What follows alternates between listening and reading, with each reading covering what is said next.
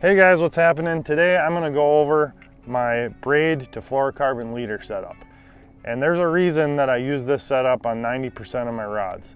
The reason I do it this way is to get the no stretch sensitive capabilities of the braid and the castability of the braid, but also the low visibility element of the fluorocarbon, and also just that little bit of stretch at the end of the fight when I'm fighting that fish. So here's how I set it up. Full braid on the spool of your reel, and then at the end of the braid I'm going to tie on a 6 to 8 foot leader of fluorocarbon. This happens to be 15 pound, and I'm going to tie that with an FG knot. I don't know if you guys can see that. I'll show a close-up too, but that FG knot is the best knot I've ever found that goes through the guides almost perfectly. It's very low profile and has a really good knot strength. That's what I use to tie my leaders up.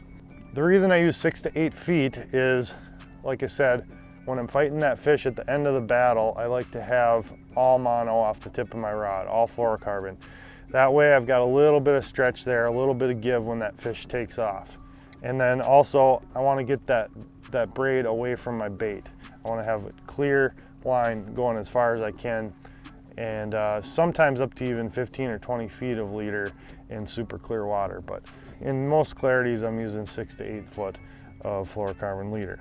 All right, guys, I'm going to tell you why I quit using wire leaders. Now, it's one reason. It's visibility.